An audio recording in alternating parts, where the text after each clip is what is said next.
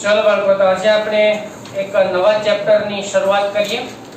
Second chapter આમ તો આપણે પહેલું ચેપ્ટર આપણે ઓલરેડી એક કમ્પ્લીટ કરી ચૂક્યા છીએ, લેસન નંબર 5 સપુષ્પી વનસ્પતિની બાહ્યકારી વિદ્યા. હવે આપણે એમાં લેસન નંબર 8 બરાબર, કોષ જીવનનો એકમ. આમ તો આ જે પ્રકરણ છે આખું બરાબર, એમાં તમે ઘણી ખરી બાબતો જે છે એ આગળના વર્ષોમાં ભણ્યા છો અથવા તો શબ્દ પણ ઘણા બધા સાંભળેલા હશે. સૌથી પહેલો શબ્દની હું જો વાત કરું તો કોષ. આ શબ્દથી તમે બધા પરિચિત છો. કોષને આપણે શું કહીએ છીએ ભાઈ? તો કે સજીવના જીવનનો એકમ કહીએ છીએ. શા માટે? તો કે સજીવનું જીવન કોષ વગર શક્ય જ નથી. જો આપણે આજુબાજુ ઘણી બધી વસ્તુ જોવા મળે, જેમ કે તમને હું માર્કર બતાવું છું, બોર્ડ બતાવું છું, પંખો બતાવું, ટ્યુબલાઇટ બતાવું, વોટેવર, ઘણી બધી વસ્તુઓ છે. હવે અને બીજું કે આપણે બધા પણ છે. તો હવે એમાં સજીવ નિર્જીવ બધી વસ્તુ છે તે આપણે ક્લાસરૂમની અંદર તમે બધા આપણે બધા સજીવ છે. બાકીની બધી જે વસ્તુ આપણે જોઈએ છે નિર્જીવ છે. સજીવ ક્યારે કહેવાય આપણે? જેના બંધારણમાં, જેની દેહ રચનામાં કોષ હોય, બરાબર, જેમાં કોષ હોય એને આપણે સજીવ કહીએ. પછી ભલે નહીં એક કોષીય સજીવ હોય કે બહુકોષીય સજીવ હોય, સજીવ એને કહેવાય કે જેના શરીર રચના કોષની બનેલી હોય. હવે તમે વિચારો ભાઈ, માર્કરમાં કોઈ કોષ છે નહીં, આ બોર્ડની અંદર કોઈ કોષોનો બનેલો છે નહીં, આ લાકડાનો હોય તો વાત જુદી છે, બરાબર?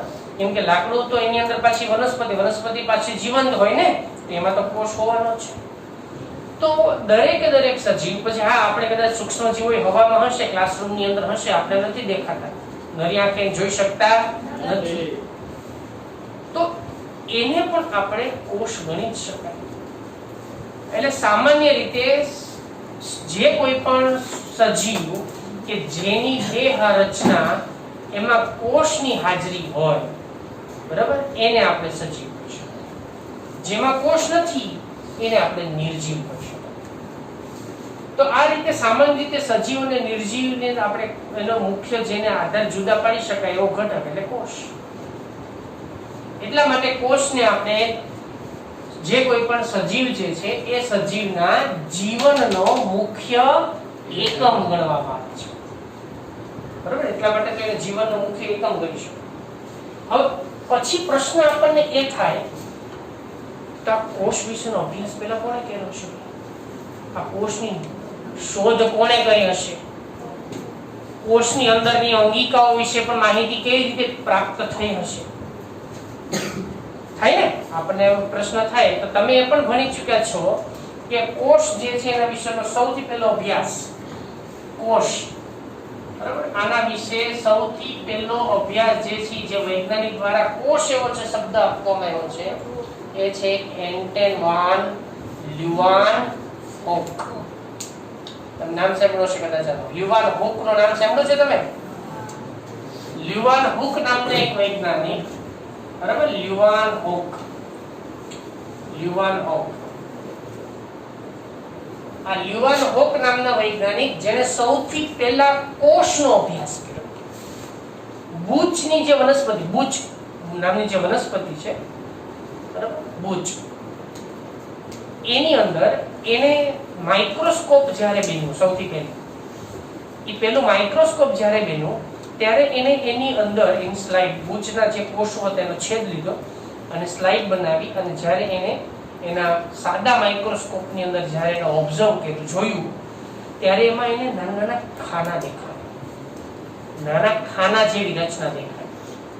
આ સ્લાઇડમાં દેખાતા નાના ખાનાને સેલ, બરાબર, એક આ બધા ગ્રીક સાયન્ટિસ્ટો છે એટલે એને શબ્દ, એને નામ આપ્યું શું? સેલ. સેલ શબ્દનો અર્થ થાય કોટર. સામાન્ય રીતે સેલનો અર્થ થાય કોટર, કોટર અથવા તો ખાનું, આને સેલ કહેવાય. તો અહીંયા આ બાબતના આધારે એક નાના ખાના જેવી રચના દેખાય, કેમ કે માઇક્રોસ્કોપ એટલું બધું હાઈ રિઝોલ્યુશન વાળું નતું, એડવાન્સ નતું કે એના કોષની અંગિકાઓ જોવા મળે ને. સાદું માઇક્રોસ્કોપ, ત્યારે તો સિમ્પલ માઇક્રોસ્કોપની હજી માંડ શોધ થઈ હતી પહેલી, આપણે એવું કહી શકાય. તો ત્યારે એને આ જે કોષની જે સેલ જે શબ્દ છે એના માટે કર્યો. અને આ લ્યુવાન હુકે બુચના જે કોષો છે એ બુચના કોષો, બરાબર, એનો અભ્યાસ એને સૌપ્રથમ વખત કર્યો અને એના આધારે એની અંદર કોષ વિજ્ઞાનની શરૂઆત થઈ. જે વિજ્ઞાનની અંદર બાયોલોજીકલ સાયન્સની અંદર ભાઈ અલગ અલગ પેટા વિભાગો છે. જેમ કે મેં તમને પહેલું જે ચેપ્ટર આપણે એક હમણાં જે પૂરું કર્યું લેસન નંબર 5, એને પ્લાન્ટ મોર્ફોલોજી કહેવાય, એટલે કે વનસ્પતિની બાહ્યાકાર વિદ્યા. એ આખો જુદો ટોપિક છે. પણ હવે વનસ્પતિ કે પ્રાણીની જે અંતઃસ્થ રચના, એનાટોમી, એ આખું ચેપ્ટર છે આપણે છઠ્ઠું. અને એનાટોમી વાળો ચેપ્ટર પ્રાણીઓમાં તમે જોશો. પણ અહીંયા જે આપણે વાત કરવાની છે એ વનસ્પતિની અંદર કે પ્રાણીઓની અંદરની જે એની મુખ્ય રચનાત્મક અને ક્રિયાત્મક એકમ જેને કહી શકાય એવો ઘટક એટલે કોષ. અને આના અભ્યાસની શાખાને, બરાબર, કોષના જે અભ્યાસ છે એ અભ્યાસની બાયોલોજીની અંદર એની શાખા એટલે એની બ્રાન્ચ, બરાબર, એની બ્રાન્ચને આપણે કોષ વિજ્ઞાન તરીકે ઓળખવામાં આવે છે. એને કોષ વિદ્યા અને કોષ વિજ્ઞાન તરીકે ઓળખવામાં આવે છે. આને સેલ બાયોલોજી કહેવાય. શું કહેવાય? Cell biology. એટલે આ જે છે એ છે સેલ બાયોલોજી. અને અહીંયાથી કોષના અભ્યાસની શરૂઆત થઈ. સૌથી પહેલું તમે બધા જાણો છો, ફર્સ્ટ ટાઈમ જેને પ્રાકૃતિક માઇક્રોસ્કોપ, નેચરલ માઇક્રોસ્કોપ જેને કહી શકાય, એવું માઇક્રોસ્કોપ જે છે ને, તમે બધાએ ગેલેલિયોનું નામ સાંભળ્યું હશે, જેને ટેલિસ્કોપની શોધ કરી છે. યાદ છે? ગેલેલિયો, એને ટેલિસ્કોપ એટલે દૂરથી બધા તારાઓને એના અભ્યાસની આપણે જે ખગોળશાસ્ત્રને આખો આધાર ટેલિસ્કોપ છે, તમે જાણો છો. તો એ ટેલિસ્કોપની અંદર અથવા આપણે બાયનોક્યુલર બધા જોઈશું, દૂરબીન, એમાં શું હોય ભાઈ? અંતર્ગોળ અને બહિર્ગોળ લેન્સની જ ગોઠવણી હોય કે નહીં? તમે બધા ભણી ગયા છો અરીસા વિશે, એના વિશે, અંતર્ગોળ લેન્સ, બહિર્ગોળ લેન્સ, કોનાથી પ્રતિબિંબને મોટું કરી શકાય, કોને દૂર કરી શકાય, કોને નજીક લાવી શકાય, કોને મોટું જોઈ શકાય. ભણી ગયા છો ને બધા? તો બસ આવા જ અલગ અલગ પ્રકારના કાચને એક ચેમ્બરની અંદર એને ગોઠવા ખાલી, અને એક સિમ્પલ માઇક્રોસ્કોપ એને બન્યો. પહેલા કોણે? ગેલેલિયો. એને પ્રાકૃતિક માઇક્રોસ્કોપ. પછી ધીમે ધીમે એની અંદર માઇક્રોસ્કોપ જે છે એ માઇક્રોસ્કોપની અંદર એની ગોઠવણી થતી ગઈ, બોડી બદલતી ગઈ, જેવો જોતો તેવા કોષ વિશેનો અભ્યાસની બધાની શરૂઆત થતી ગઈ. અને ત્યારે લ્યુવાન હુક જે છે એને આ કોષનો અભ્યાસ. અત્યારે હાલમાં આપણે ઇલેક્ટ્રોન માઇક્રોસ્કોપ સુધી આપણે પહોંચી ગયા છે. એટલા બધા સંશોધન કર્યા કે આપણે કીડીને મોટા હાથી જેમની પણ જોઈ હોય ને તો એ જોઈ શકીએ. તો એના માટેના ઇલેક્ટ્રોન માઇક્રોસ્કોપ છે કે જેમાં આપણે નાનામાં નાની સૂક્ષ્મમાં સૂક્ષ્મ વસ્તુને ઘણી મોટી દર્શાવી શકાય છે, અભ્યાસ કરી શકાય છે. એને ઇલેક્ટ્રોન માઇક્રોસ્કોપ કહેવાય. અને જે એક માઇક્રોસ્કોપની કિંમત જે છે કરોડોમાં હોય. બરાબર? આપણે લેબોરેટરીમાં જે માઇક્રોસ્કોપ વાપરીએ છીએ સાદું માઇક્રોસ્કોપ, સાદું સૂક્ષ્મદર્શક યંત્ર કહેવાય એને. સાદું સૂક્ષ્મદર્શક યંત્ર. બરાબર? પણ આ ઇલેક્ટ્રોન માઇક્રોસ્કોપ કે જે બહુ હાઈ ટેકનિક અને હાઈ રિઝોલ્યુશન વાળા માઇક્રોસ્કોપ. તો આ બધા માઇક્રોસ્કોપની શોધ પછી કોષ અને કોષની અંગિકાઓ વિશે અને એના વિશેનો અભ્યાસની ખૂબ સરળતાથી આપણે કરી શકીએ છીએ. અને એના પછી કોષ વિજ્ઞાનની શરૂઆત, સેલ બાયોલોજી શરૂ. પછી ધીમે ધીમે જેમ જેમ માઇક્રોસ્કોપ ની શોધ આગળ વધતી ગઈ એવી રીતે કોષની અંદર, કોષમાં કોષ કેન્દ્ર છે એના વિશેની એક માહિતી પ્રાપ્ત થઈ. અને કોષમાં કોષ કેન્દ્રની શોધ થઈ. આ કોષ કેન્દ્રની શોધ રોબર્ટ બ્રાઉન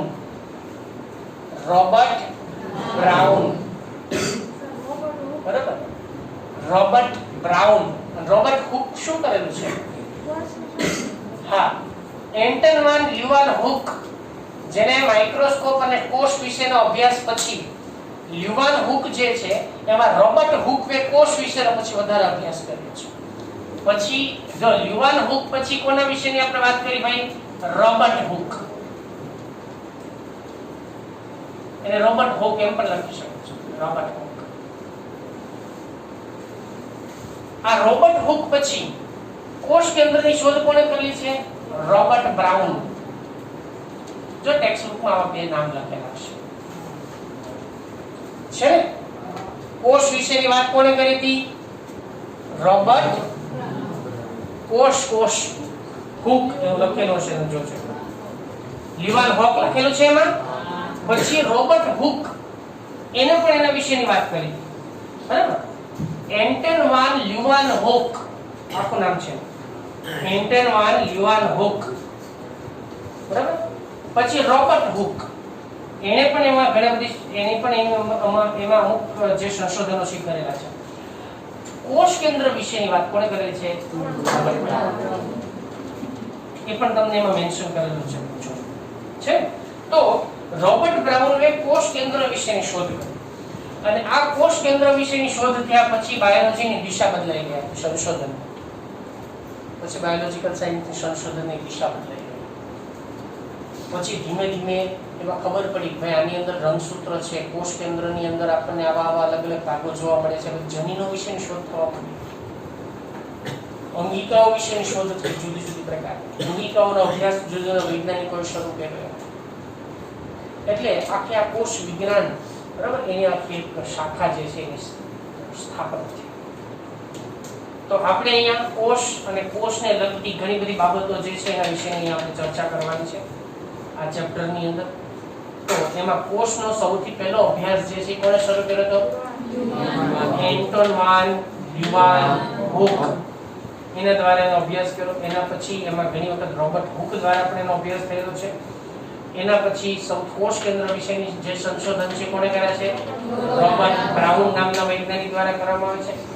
એના પછી જુદા જુદા વૈજ્ઞાનિકો દ્વારા અલગ અલગ પ્રકારના કોષો વિશેનો અભ્યાસ કરી અને કોષવાદ જે છે રજૂ કરવામાં આવ્યો છે.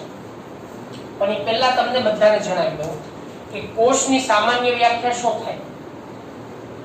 કોષ એટલે શું? તમને એક સિમ્પલ ડેફિનેશન વાત તમારે જો કેવી હોય કે કોષ એટલે શું, તમે શું વ્યાખ્યા આપી શકો? Very good.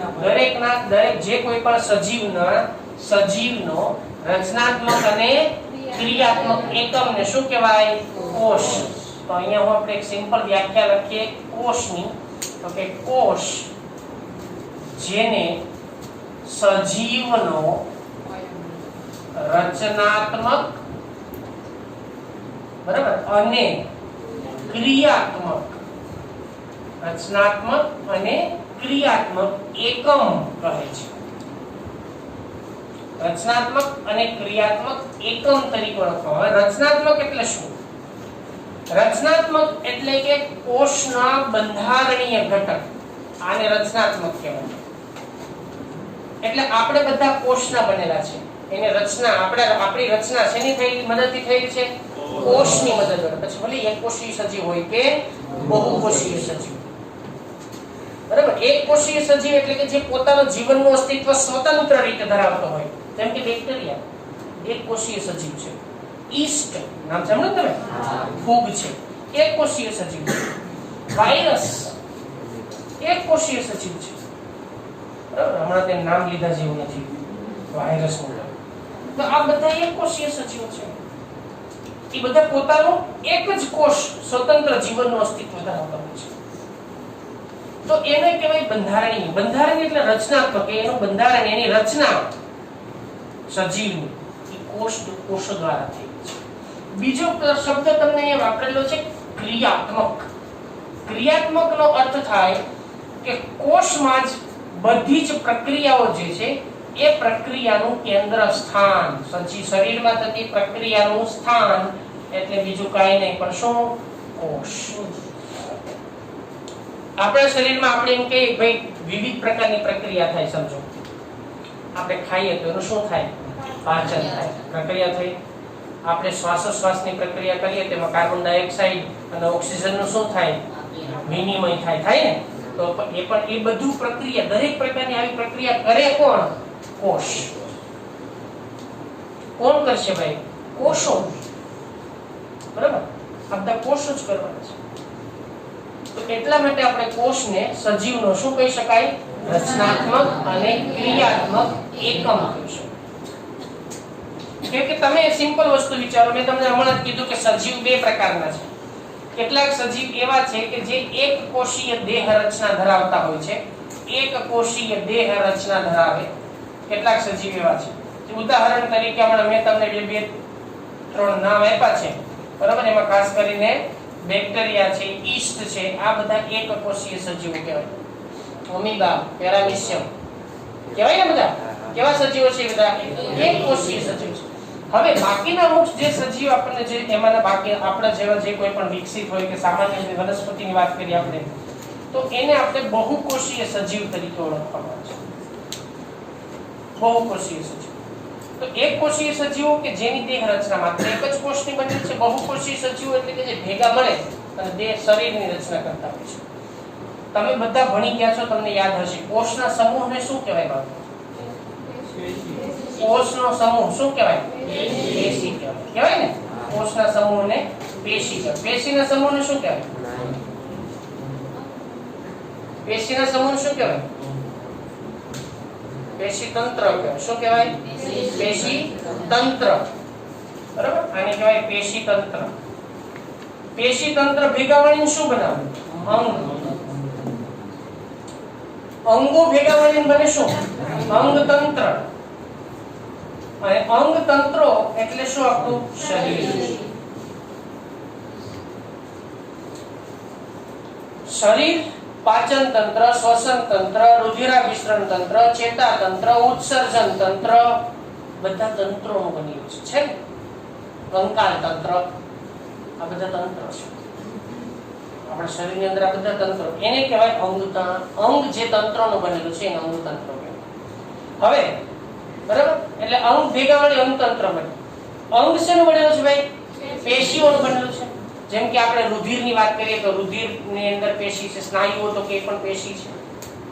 બરાબર, બધી અલગ અલગ પ્રકારની પેશીઓ. પેશીઓ શેની બનેલી છે? બધી કોષના સમૂહની બનેલી છે. તો આમ જુદા જુદા પ્રકારના કોષો ભેગા મળી પેશી બનાવે ને પેશીઓમાંથી આફ્ટર ઓલ શરીરની રચના થાય. તો આને શું કહેવાય? રચનાત્મક એકમ. આ બધી જ પ્રક્રિયા જે છે એ કોષોમાં થાય છે. આપણે પાચનની પ્રક્રિયા હોય, શ્વસનની પ્રક્રિયા હોય, રુધિરાભિસરણની પ્રક્રિયા હોય, દરેકમાં કોષો જ મુખ્ય એકમ તરીકે ભાગ લે છે. બહુકોષીય સજીવો. એક કોષીમાં તો એક જ કોષ છે એટલે એમાં તો કોઈ બીજો પ્રશ્ન આવતો જ નથી. તો આ રીતે અલગ અલગ પ્રકારની પ્રક્રિયાઓ આપણને એની અંદર જોવા મળે છે. અને આ બધું જ સેલ બાયોલોજી, કોષ વિજ્ઞાન, બરાબર, એની અંદર આ બધાનો સમાવેશ. હવે મેં હમણાં જે તમને વાત કરી છે કે ઘણા બધા વૈજ્ઞાનિકો દ્વારા આ રીતે કોષનો જુદો જુદો જે કોઈ પણ અભ્યાસ કરવામાં આવે ને એના આધારે એને વાદ આપવામાં આવે, જેને શું કહેવાય? આપણે કોષવાદ. હવે આપણે આમાં કેટલાક વાદ વિશેની વાત કરીએ. તો સૌથી પહેલા કોષવાદ એ બે વૈજ્ઞાનિકો જે છે એના દ્વારા આપવામાં આવ્યો છે. ટેક્સ્ટબુકની અંદર અંડરલાઈન કરજો, તમને કોષવાદની અંદર વૈજ્ઞાનિકના નામ આપવામાં આવેલા છે. સૌથી પહેલા જર્મન વનસ્પતિ શાસ્ત્ર 1838 ની અંદર જર્મન વનસ્પતિ શાસ્ત્ર શું છે? મેથિયસ સ્લીડન. આખું નામ છે શું? સ્લીડન. બરાબર, આખું નામ વાંચજો, એને સ્લીડન વંચાય. મેથિયસ સ્લીડન આખું નામ એવું છે. બરાબર, તો મેથિયસ સ્લીડન જર્મન વનસ્પતિ શાસ્ત્ર. ભાઈ આપણે ક્યારની વાત કરીએ? 1838 ની અંદર જર્મન વનસ્પતિ શાસ્ત્રી, જર્મન વનસ્પતિ શાસ્ત્રી જેનું નામ છે મેથિયસ સ્લીડન. મેથિયસ સ્લીડન નામના જર્મન વનસ્પતિ શાસ્ત્રી દ્વારા વનસ્પતિ કોષનો અભ્યાસ કરવામાં આવ્યો. બરાબર, એના દ્વારા વનસ્પતિ કોષ નો અભ્યાસ કરવામાં આવ્યો.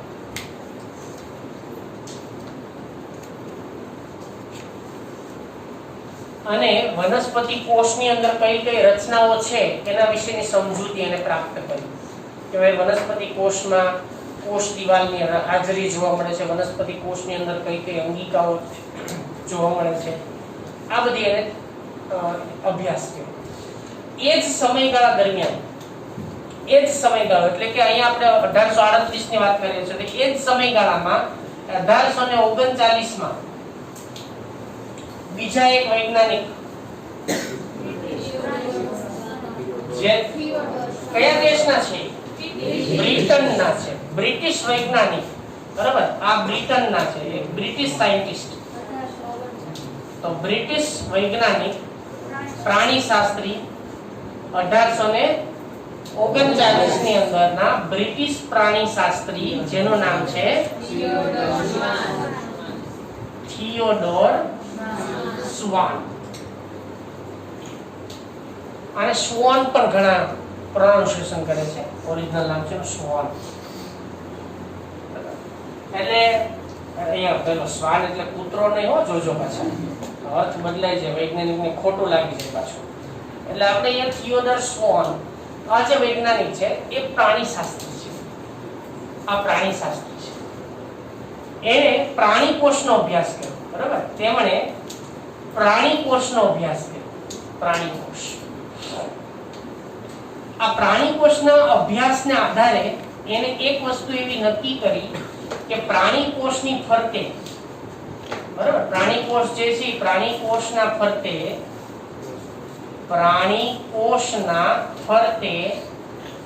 એક આવરણ આવેલું હોય છે.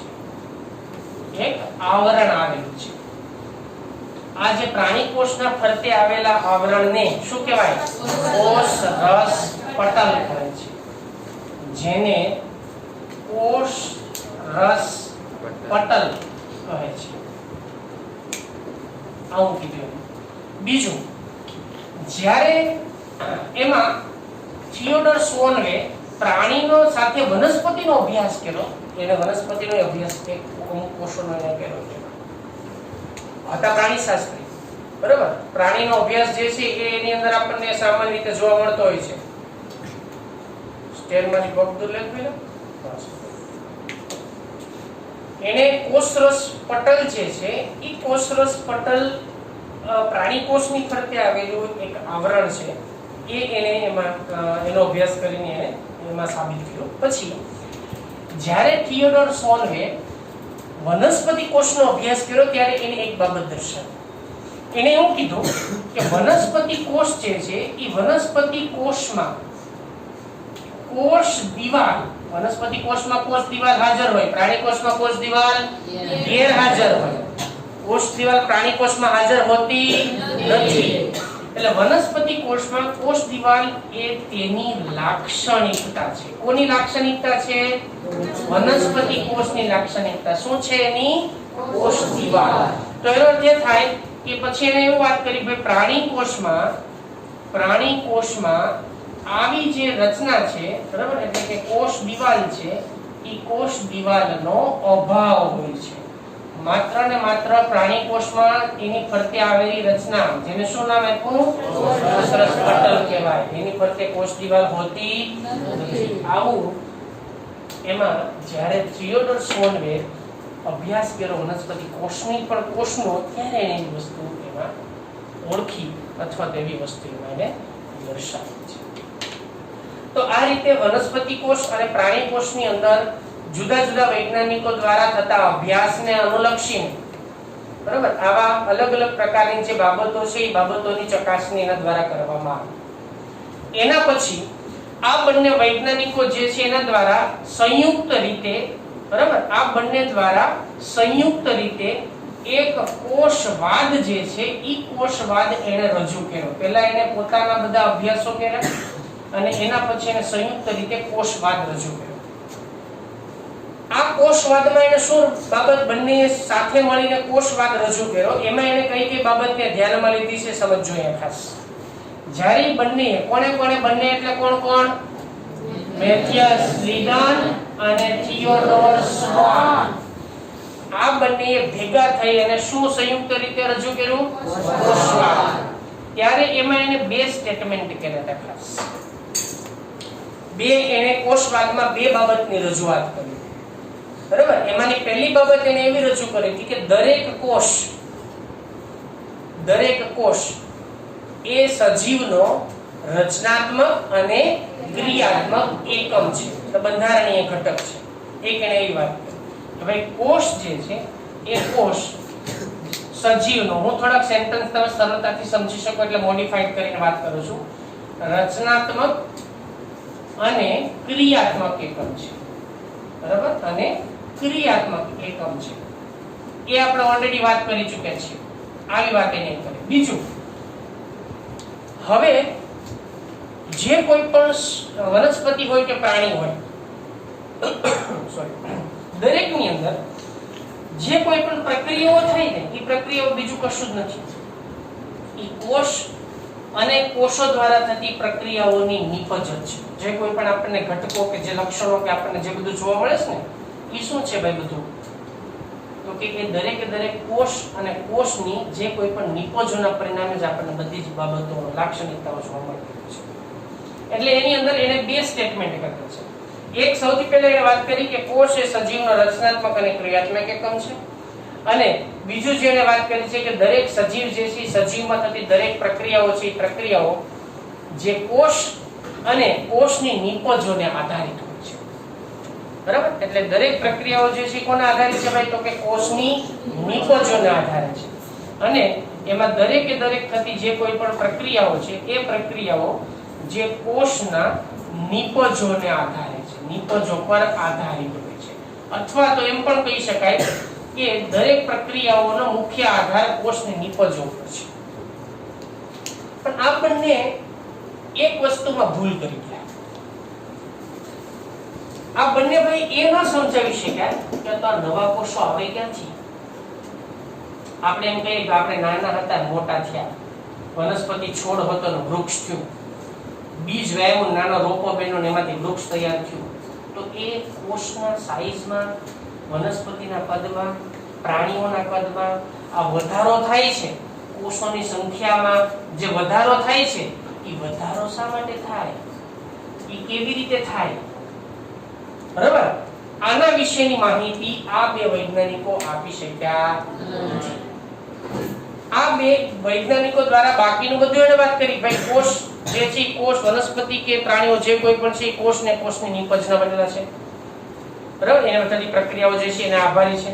પછી એની એ પણ એમાં વાત એને જોઈ કે રચનાત્મક અને ક્રિયાત્મક એકમ છે. પણ આ બંને એ ન સાબિત કરી શક્યા કે નવા કોષોની ઉત્પત્તિ કેવી રીતે થાય.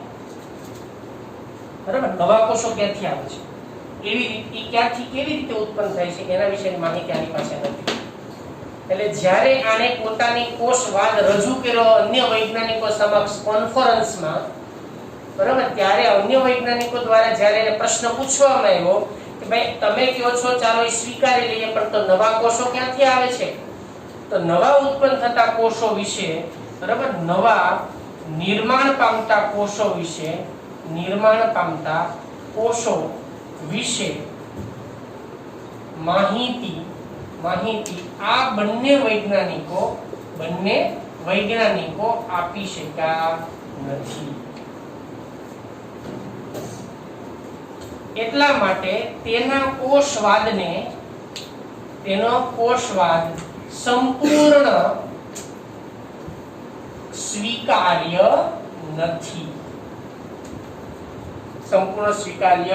નથી. બરાબર? હા, આ બે વાત સાચી છે, પણ બાકી નવા કોષો ક્યાંથી આવે ભાઈ એના વિશે આ બંને કોઈ વાત સ્પષ્ટ કરી નથી. એના પછી આ બંનેના જે કોઈ પણ કોષવાદની રજૂઆત પૂર્ણ થયા બાદ રુડોલ્ફ વિર્શોવ નામના એક વૈજ્ઞાનિક, અંડરલાઈન કરજો ઓબ્જેક્ટિવ પ્રશ્ન પાછો, શું નામ છે?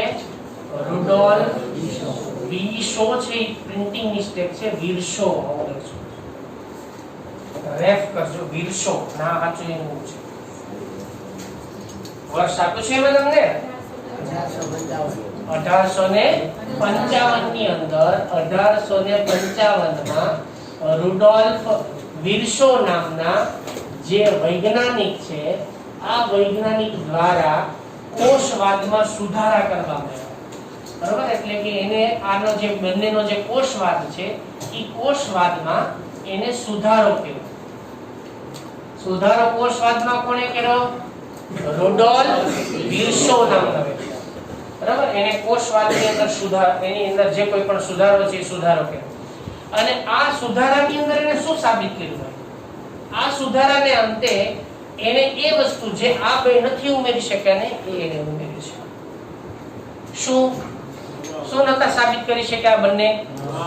કે નવા કોષોનું અસ્તિત્વ અથવા તો એનું નિર્માણ કેવી રીતે થાય, બરાબર, ક્યાંથી આવે છે એ નથી સાબિત કરી શકાય. એ આને સાબિત કર્યું. કોના આધારે સાબિત કર્યું? પહેલા એને શું સાબિત કર્યું જોઈએ આપણે. રુડોલ્ફ વિર્સોએ એ વાત કરી કે નવા નિર્માણ પામતા કોષો, બરાબર, પામતા કોષો એ ક્યાંથી આવે છે? તો કે પૂર્વ અસ્તિત્વ ધરાવતા કોષોમાંથી. સમજો, પૂર્વ અસ્તિત્વ ધરાવતા જે કોષો છે એ કોષોમાંથી જ ઉત્પન્ન થાય છે. તો આનો અર્થ આફ્ટર ઓલ આપણે એવું કહી શકાય કે દરેકે દરેક કોષ શું પામે છે?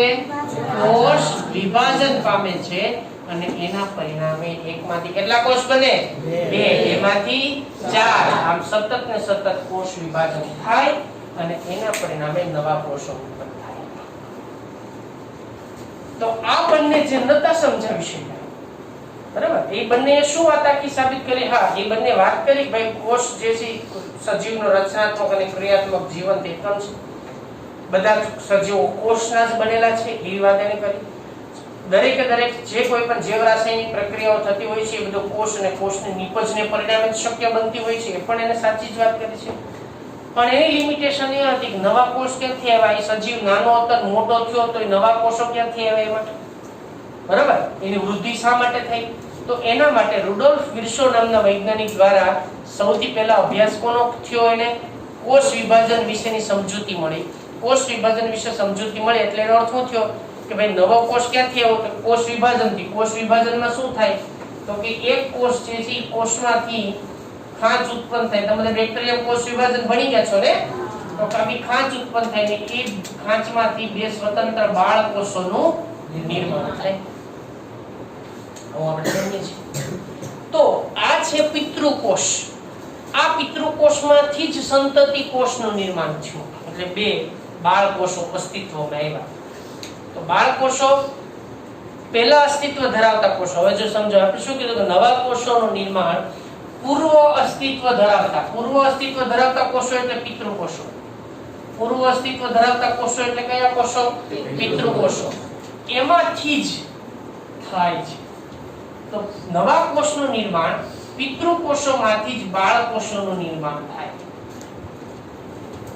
આવી સમજૂતી રુડોલ્ફ વિર્સો નામના વૈજ્ઞાનિકે આપી અને પછી કોષવાદ સ્વીકાર્યો. તો કોનો કોષવાદ સ્વીકાર્યો બેનો?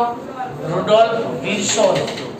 એને શું બાકી એને આ બંને આ વાત કરી દીધી હતી, એમાં તો કોઈને કઈ પ્રશ્ન નહોતો. પણ પ્રશ્ન એ હતો કે કોષવાદ હજી અધૂરો છે, પૂરો નથી થયો. તો કોષવાદની ક્ષતિપૂર્તિ કોણે કરી? વિર્સો નામના વૈજ્ઞાનિકે કરી. શું એને કીધું કે નવા કોષોનું નિર્માણ પૂર્વ અસ્તિત્વ ધરાવતા કોષોમાંથી જ થાય છે.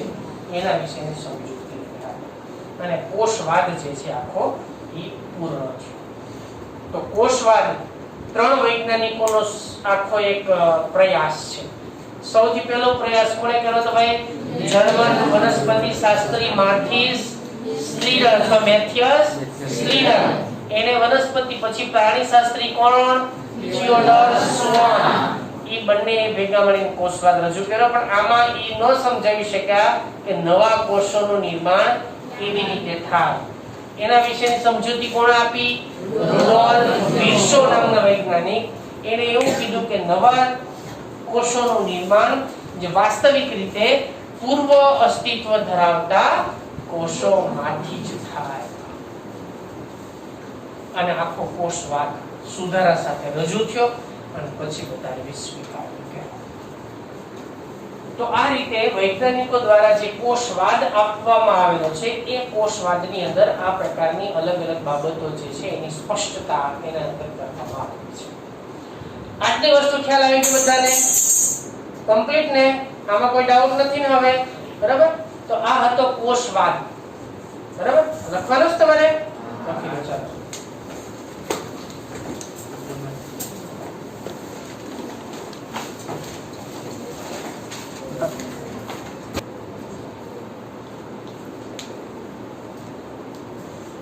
ચલો નેક્સ્ટ ટોપિક છે બાળકો. હવે એના પછી એમાં કોષનું વિહંગાવલોકન.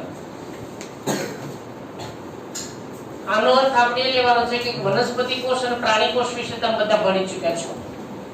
વિહંગાવલોકનનો અર્થ થાય ઊંડતી નજર.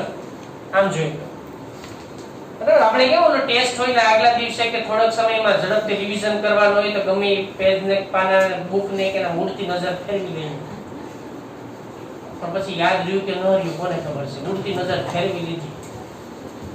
અહીંયા આપણે બધું યાદ રાખવાનું છે પાછું. ભલે ઉડતી નજર જ આપણે ફેરવવાની છે કે કોષની અંદર શું રચના હોય. તમે આગળના ધોરણમાં ઓલરેડી જે ભણી ચૂક્યા છો એને આપણે જસ્ટ પાછું યાદ કરવાનું છે.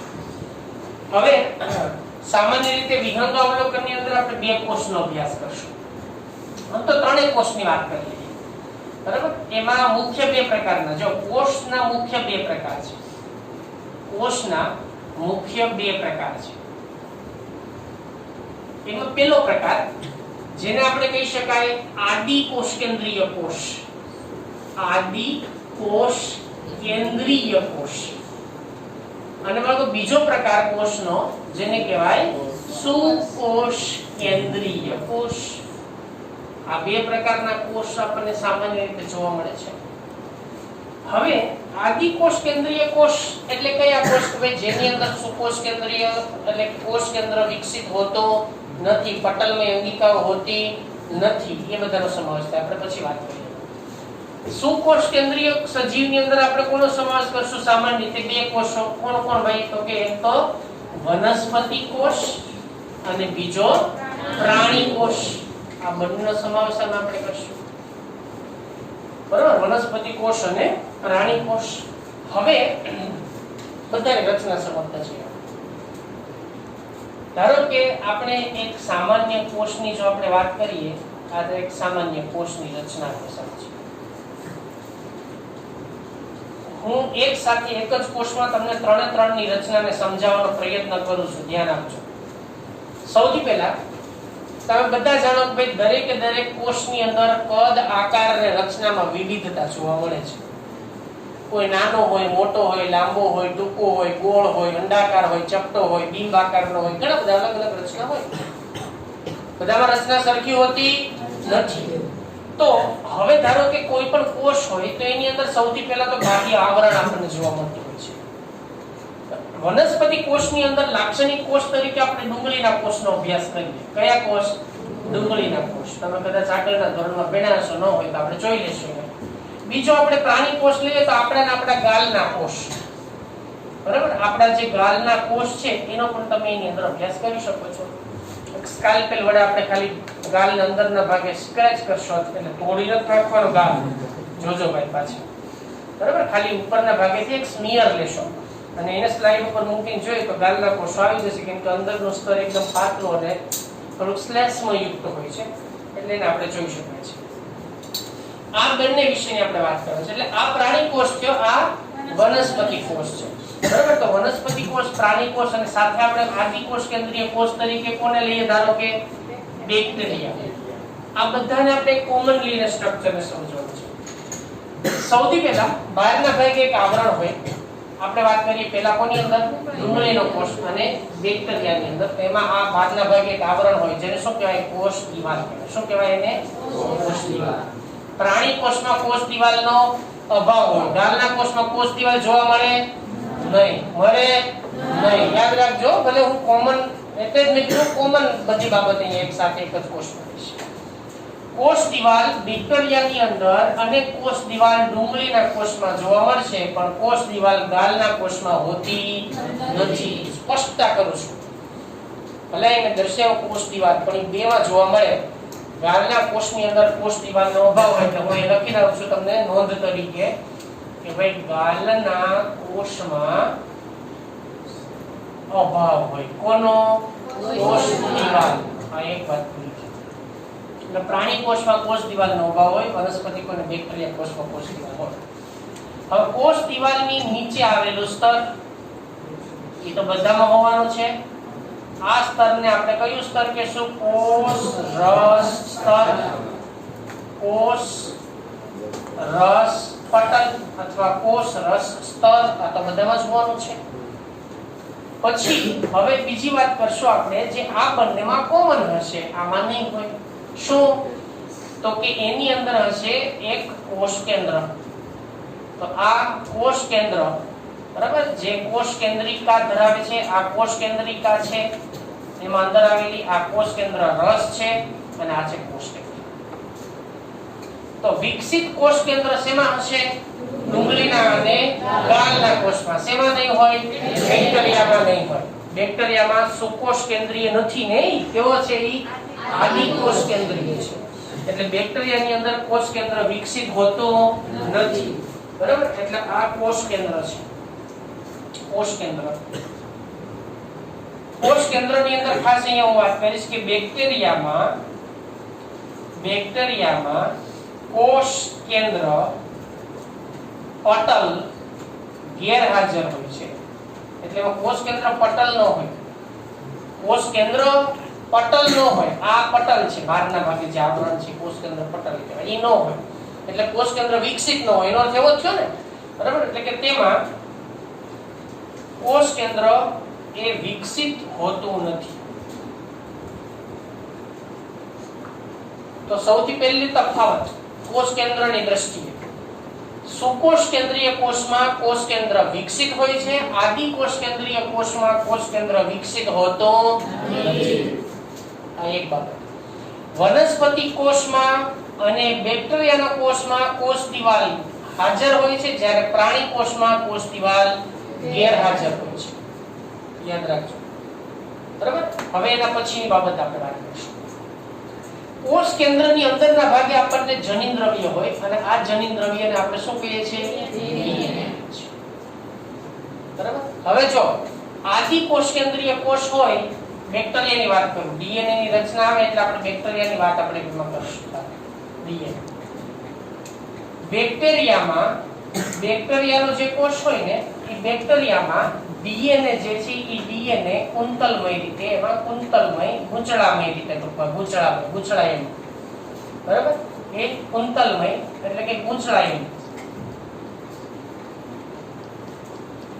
જોવા મળે છે. અને એમાં કોષ કેન્દ્ર તો હોતો નથી, એટલે સીધું કોષ રસમાં જ તે એનું બેક્ટેરિયાનું જે ડીએનએ છે આપણને સીધું કોષ રસમાં જ આપણને જોવા મળે છે. આ રીતનું આ એનું ડીએનએ છે, બરાબર. આ એનું ડીએનએ છે. હવે એની સાથે આ ગૂંચળાયેલા ડીએનએ ની સાથે બેક્ટેરિયામાં એક વધારાનો ડીએનએ પણ આવેલો જોવા મળે, જેને ગોળાકાર સર્ક્યુલર ડીએનએ કહેવાય. યાદ રાખજો, આ એનું ગૂંચળાયેલું ડીએનએ છે. ગૂંચળાયેલું ડીએનએ, જેને આપણે ન્યુક્લિયોસોમ્સ તરીકે ઓળખવામાં આવે છે, એને ન્યુક્લિયોસોમ્સ કહેવાય. ન્યુક્લિયોસોમ્સ, બરાબર. એમાં એક વધારાનો ડીએનએ છે ગોળાકાર. આ ગોળાકાર વધારાના ડીએનએ ને પ્લાઝમિડ કહેવામાં આવે છે. શું કહેવાય એને? પ્લાઝમિડ. તો બેક્ટેરિયામાં એક કુંતલમય ડીએનએ હોય, બરાબર. બીજું અન્ય બેક્ટેરિયામાં તેઓ ખાસ આમાં નથી હોતું, કે પ્રાણી કે વનસ્પતિની વાત નથી કરતો, હું કોની વાત કરું છું? બેક્ટેરિયાની જ વાત કરું છું. બેક્ટેરિયામાં અન્ય ગોળાકાર વધારાનો એક ડીએનએ આવેલું હોય છે. ડીએનએ હોય જેને પ્લાઝમિડ કહે છે. શું કહેવાય એને? પ્લાઝમિડ કહે છે. આ જે પ્લાઝમિડ છે ને, એ બેક્ટેરિયામાં એના જે કોઈ પણ બાહ્ય લક્ષણો છે, બેક્ટેરિયાનો આકાર, ખાસ કરીને બેક્ટેરિયાની લાક્ષણિકતા, બેક્ટેરિયાનું એન્ટીબાયોટિક સામેની પ્રતિરોધકતા, આ બધામાં પ્લાઝમિડ ખૂબ અગત્યનો ભાગ ભજવે છે. એટલે આ પ્લાઝમિડ જે છે, એ પ્લાઝમિડ તેના બાહ્ય લક્ષણો, બેક્ટેરિયાની અંદરના બાહ્ય લક્ષણો અને જે કોઈ પણ પ્રતિકારક દ્રવ્ય છે, પ્રતિકારક દ્રવ્યો એનું નિયમન કરે છે. પ્રતિકારક દ્રવ્યો એટલે તમે કોઈ પણ બેક્ટેરિયાને આપણે એન્ટીબાયોટિક્સ આપીએ, એન્ટીબાયોટિક્સ પ્રતિકારક દ્રવ્યનો અર્થ અહીંયા તમારે લેવાનો છે એન્ટીબાયોટિક્સ એટલે દવા. આપણે બેક્ટેરિયાને મારવા માટે જે દવા લઈએ ને એને એન્ટીબાયોટિક્સ કહેવાય. સૂક્ષ્મજીવ મારક દ્રવ્ય એન્ટીબાયોટિક કહેવાય. આ એન્ટીબાયોટિક લ્યો એટલે બેક્ટેરિયાની કોષ દિવાલ તોડી નાખે એટલે બેક્ટેરિયા ગુજરી જાય, બેક્ટેરિયા મૃત્યુ પામશે. બરાબર? હવે આ એન્ટીબાયોટિક સામે પ્રતિકારકતા દર્શાવી કે નહીં એ બધું કોણ નક્કી કરે છે? પ્લાઝમિડ. તો એ જો પ્લાઝમિડ છે એની અંદર એક એક્સ્ટ્રાઓર્ડિનરી કાર્ય કરતું એક વધારાનું જનીન દ્રવ્ય થયું કે નહીં, જેને આપણે એની અંદર વધારાનું જનીન દ્રવ્ય પ્લાઝમિડ. આનો ઉપયોગ આપણે અત્યારે લેટેસ્ટ બાયોટેકનોલોજીની અંદર આનો ઉપયોગ અત્યારે બહુ થાય છે. તમને ખબર છે બીટી કોટન, બીટી કપાસ, કપાસમાં બીટી વેરાયટી હોય ને, બીટી કપાસ. ઈ બીટી એટલે શું ખબર છે? બીટી ઈ બેક્ટેરિયાનું નામ છે. બીટી નામ જે છે ને બેક્ટેરિયાનું છે, બેસિલસ થુરેન્ઝિએન્સિસ બેક્ટેરિયાનું નામ છે, બેસિલસ થુરેન્ઝિએન્સિસ.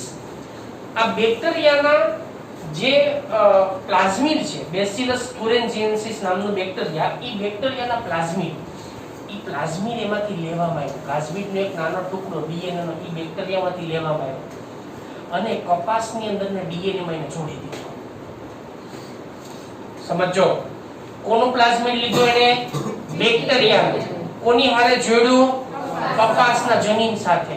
એટલે બની ગયું રીકોમ્બિનન્ટ ડીએનએ. એને પુનઃસંયોજિત ડીએનએ કહેવાય. બરાબર? અને એની મદદથી કપાસની જાત વિકસિત કરી, જેથી કરીને કપાસમાં રોગ પ્રતિકારક ક્ષમતા વધી ગઈ. એટલે ઈયળ જે હોય ને, ઓલે બોલવર્મ ઈયળ, બોલવર્મ ઈયળ જેવી કપાસના જીંડવું ખાય, બરાબર? એટલે એની અંદર ઈ ઝેર બની જશે અને ઈયળ બની જશે. આટલા માટે બીટી કપાસ આપણે 12મા ધોરણમાં વધારે ડિટેલમાં ચર્ચા કરશું. તો એનો શું થયો કે આ પ્લાઝમિડની અંદર એવી ક્ષમતા છે કે જે એની અંદર બેક્ટેરિયાને કે વનસ્પતિના જે લક્ષણો છે એનું એકથી બીજા સજીવોને વહન માટે પણ જવાબદારી કરી શકે. આવી લાક્ષણિકતા છે પ્લાઝમિડની અંદર. પ્લાઝમિડ એટલે નથી કે બેક્ટેરિયામાં આવેલું ગોળાકાર વધારાના જનીન દ્રવ્યને પ્લાઝમિડ કહેવાય, જે બેક્ટેરિયાના કેટલાક લક્ષણો માટે જવાબદાર છે. ક્લિયર બધાને? આવું ક્યારે વનસ્પતિ કે પ્રાણી કોષમાં હોતો નથી. તો આ વાત છે આપણે ડીએનએ વિશેની. કોના ડીએનએ? બેક્ટેરિયાની અંદરના ડીએનએમાં શું લાક્ષણિકતા જોવા મળે છે એના વિશેની આપણે ચર્ચા કરી.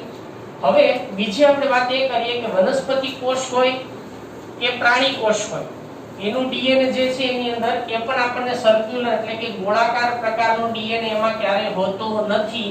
એમાં માત્ર ને માત્ર કુંતલમય રચના ધરાવતું ડીએનએ કોષ કેન્દ્રની અંદર આવેલું હોય છે. એટલે આ કોષ કેન્દ્રમાં ડીએનએ અહીંયા અંદર જ આવેલું હોય છે.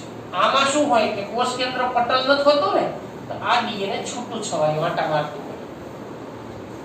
કોષ કેન્દ્ર પટલ હોતું નથી, એટલા માટે એને શું કહેવાય? આદિ કોષ કેન્દ્રીય. જો કોષ કેન્દ્ર પટલ હોત તો શું કહેવાય? સુકોષ કેન્દ્રીય. ચાલો આટલું ફિક્સ થઈ ગયું કે આની અંદર ડીએનએ કોષ કેન્દ્રમાં હોય, આની અંદર ડીએનએ કોષ કેન્દ્ર પટલથી આવૃત હોતો નથી.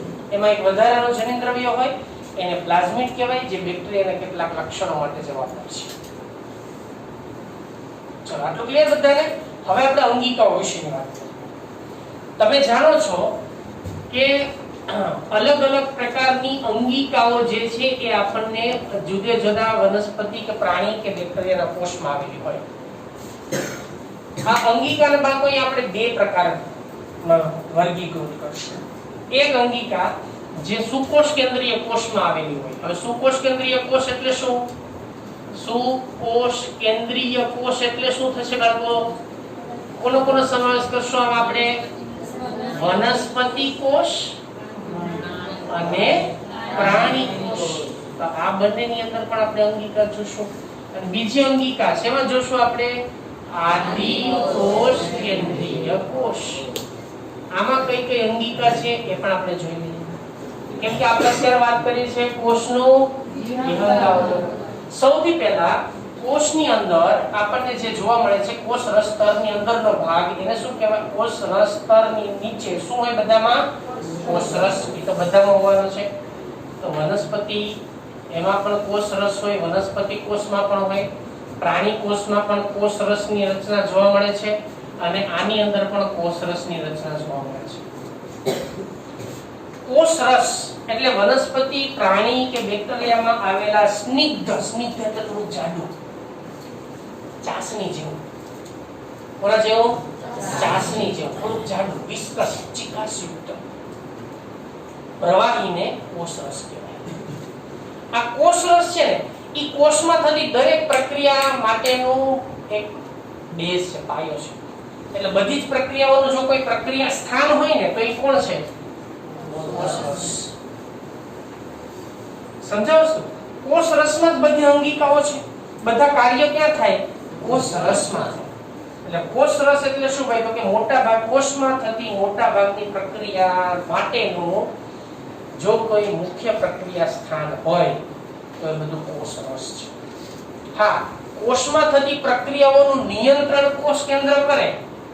કોષ કેન્દ્ર શું કરે? કોષમાં થતી પ્રક્રિયાનું નિયંત્રણ કરે. પણ પ્રક્રિયા સ્થાન કયું? કોષ રસ. સમજાય છે ને? કોષમાં થતી પ્રક્રિયા, કોષમાં બધી પ્રક્રિયાઓ ક્યાં થાય ભાઈ? કોષ રસમાં થાય. પણ એનું નિયંત્રણ કોણ કરે? કોષની અંદર. હવે સમજી ગયા તમે? ઓકે. તો કોષ રસ જે છે ને બધી પ્રક્રિયાઓનું મુખ્ય પ્રક્રિયાનું જે સ્થાન છે, પ્રક્રિયા સ્થાન, એ કોષ રસ છે. એટલે કોષ રસ હું એકમાં જ લખું છું ખાસ, બધામાં આવી જશે એ જ વસ્તુ કે પ્રક્રિયા સ્થાન છે કે ત્યાં વિવિધ પ્રકારની પ્રક્રિયાઓ આપણને એની અંદર થતી જોવા મળે છે દરેક. તો કોષ રસ વિશેની વાત થઈ. હવે કોષમાં આવેલી અંગિકા, કોષ રસમાં. હવે એમાં અંગિકા બે પ્રકારની છે બાળકો. વનસ્પતિ કોષ અને પ્રાણી કોષ. આની અંદર જે અંગિકાઓ આવેલી હોય એને પટલમય અંગિકા કહેવાય. પટલમય અંગિકા.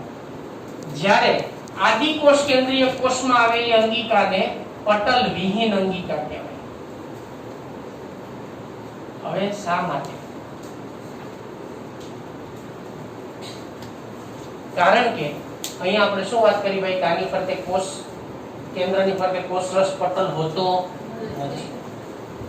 સેમ એવી રીતે ઘણી અંગિકાઓ એવી છે કે એની ફરતે બે આવરણો આવેલા હોય. કેટલા આવરણો હોય? દ્વિસ્તરીય રચના, દ્વિપટલીય રચના કહેવાય. તો પટલમય અંગિકા એટલે કે જે મતલબ કે અંગિકાઓની ફરતે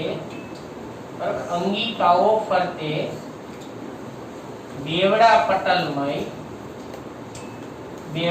પટલમય રચના આવેલી હોય તેને પટલમય અંગિકા કહેવાય. પટલમય અંગિકા કહેવાય. આ એક વસ્તુ. જેમાં જે અંગિકાઓમાં બેવડું પટલ નથી હોતું. કેવું પટલ? બેવડું પટલ નથી હોતું એને કઈ અંગિકા કહેવાય? પટલ વિહીન અંગિકા. એટલે એક જ આવરણ હોય, બે હોય તો કોણ છે. હવે કઈ અંગિકા પટલ વિહીન છે ને કઈ અંગિકા પટલમય છે? અને એ પાછી વનસ્પતિ કોષમાં કઈ હોય, પ્રાણી કોષમાં કઈ હોય? કઈ અંગિકા? આદિકોષ કેન્દ્રીય કોષમાં. હવે યાદ રાખો, આદિકોષ કેન્દ્રીય કોષમાં પટલ વિહીન અંગિકા જે છે માત્ર ને માત્ર એક જ છે, રિબોસોમ્સ.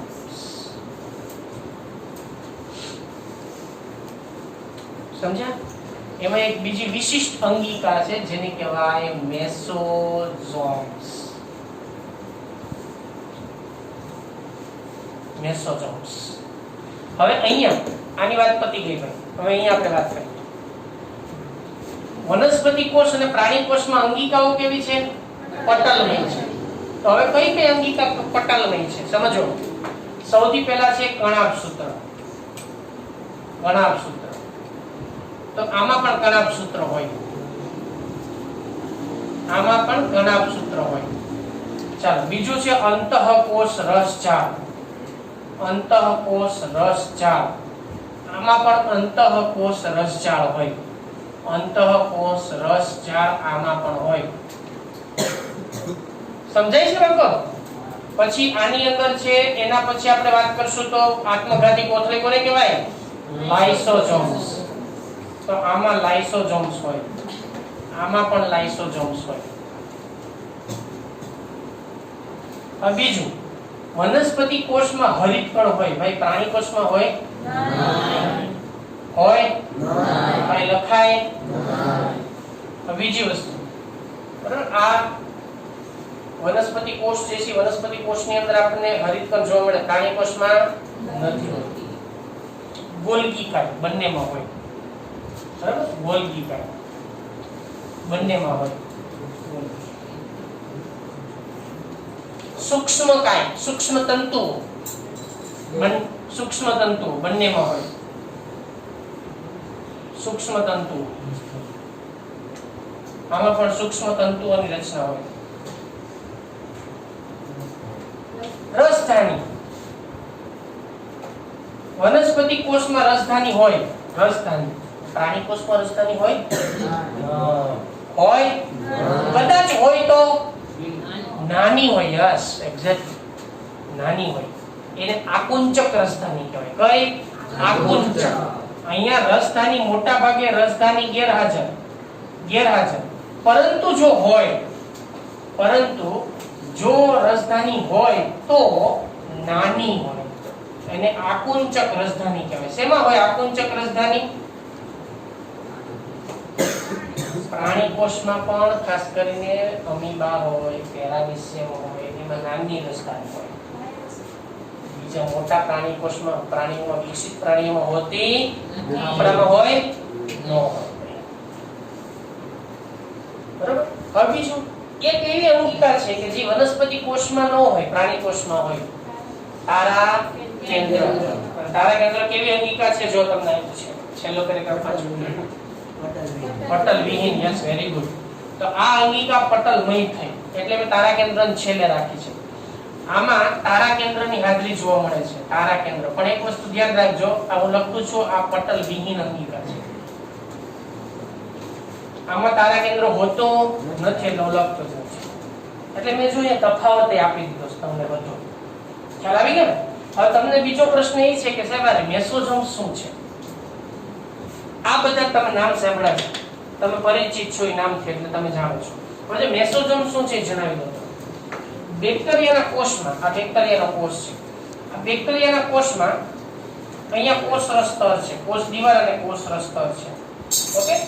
બેક્ટેરિયાના કોષમાં કોષરસ સ્તર એક વિશિષ્ટ પ્રકારે આ રીતે અંદરના ભાગે લંબાય છે, પ્રવર્ત જેવી રચના ઉત્પન્ન કરે છે. અને એમાંથી એક નાની પુટ્ટિકા જેવી રચના બને છે. પુટ્ટિકા એટલે આ પ્રવર્ત ધીમે ધીમે ભેગો થઈ જાય અને આને જોડાય છે, એટલે કેવો બની ગયો? તો કે આ રીતે આખી ગોળાકાર રચના આવી બની ગઈ છે. કોની હારે જોડાયેલી? કોષરસ સ્તર સાથે જોડાયેલી. બસ આ કોષરસ સ્તર સાથે જોડાયેલી ખોરાક સંગ્રહિત આ પ્રકારની રચના, એને શું કહેવાય? બીજું કઈ લા મેસોસોમ્સ. બરાબર. બેક્ટેરિયાની અંદર કોષરસ સ્તરમાંથી આ મેસોસોમ્સનું નિર્માણ થાય. તો વનસ્પતિ કોષમાં કઈ કઈ લાક્ષણિકતા છે તમે જાણી ગયા. હવે પ્રાણી કોષમાં કઈ કઈ લાક્ષણિકતા છે એ પણ તમે જાણી લીધી. હવે બેક્ટેરિયલ કોષમાં કઈ કઈ લાક્ષણિકતા છે એના વિશે પણ આપણે ઓલરેડી વાત કરી ચૂક્યા છીએ. બરાબર. તો આમ આ રીતે દરેક કોષની અંદર આપણે જેને કહેવાય ને વિહંગાવલોકન, કે વનસ્પતિ કોષ, પ્રાણી કોષ અને બેક્ટેરિયા, દરેક કોષ, એટલે આપણે મોટા ભાગે કોની બેની વાત કરી? આદિ કોષ કેન્દ્રીય કોષ અને સુકોષ કેન્દ્રીય કોષ. પટલમય અંગિકા ઓબ્જેક્ટિવ પ્રશ્નો આમાંથી પૂછાય એવો સૌથી અગત્યની ટોપિક. એટલે કે એમાં કોની અંદર પટલમય અંગિકા છે, કોની અંદર પટલ વિહીન અંગિકા છે, કઈ કઈ અંગિકા પટલમય અને વનસ્પતિ કોષમાં છે, કઈ કઈ અંગિકા પટલમય અને પ્રાણી કોષમાં છે. ક્લિયર બધાને? વનસ્પતિ કોષમાં કઈ અંગિકા નથી હોતી? ચાલો જણાવો. કારા કહેવાય. વનસ્પતિ કોષમાં હોતો નથી. પ્રાણી કોષમાં કઈ અંગિકા નથી હોતી? બીજું રસધાની, મોટી રસધાની હોતી નથી. ઇન કેસ હોય તો જેને કહેવાય આકુંચક રસધાની. ક્લિયર બતાવે? તો આ કોષનું વિહંગાવલોકન છે. કોષમાં કઈ કઈ રચના જોવા મળે તો આપણે એના વિશે વાત કરીએ. સૌથી પહેલા કોષ બહારના ભાગે કોષ દિવાલ હોય. કોષ દિવાલ પ્રાણી કોષમાં ન હોય. આ એ પણ તમારે ધ્યાન રાખવું. પ્રાણી કોષમાં શું નથી પાછું? કોષ દિવાલ નથી. કોષ દિવાલ માત્ર શેમાં છે? બેક્ટેરિયા કોષ અને વનસ્પતિ કોષમાં છે. એની નીચે હોય કોષરસ સ્તર, કોષરસ પટલ, પછી એમાં હોય કોષ રસ. કોષ રસ એટલે બધી પ્રક્રિયાઓનું મુખ્ય કેન્દ્ર સ્થાન. એમાં બધે પાણી હોય, ખનિજ ક્ષારો હોય, ઉત્સેચકો હોય, અંતઃસ્ત્રાવો હોય, ઘણા બધા અલગ અલગ પ્રકારના ઘટકો કોષ રસમાં આપણને આવેલા જોવા મળે છે. એમાં દરેક પ્રકારની પ્રક્રિયાઓ થાય. એમાં આવેલી અંગિકાઓ, બરાબર, જેમ કે આપણે વાત કરી છે અહીંયા કે એક અમુક અંગિકા જેને કહેવાય પટલમય, અમુક અંગિકા જેને કહેવાય પટલ વિહીન અંગિકા. તો પટલમય, પટલ વિહીન અંગિકા કઈ કઈ છે? શેમાં કઈ અંગિકા આવેલી છે? આ બધું તમારે યાદ રાખવાનું છે. તો બાળકો, આ આપણે કોષના વિહંગાવલોકન વિશેની ચર્ચા કરી. બાકીનો ટોપિક આપણે નેક્સ્ટ લેક્ચરમાં કરીશું. ઓકે.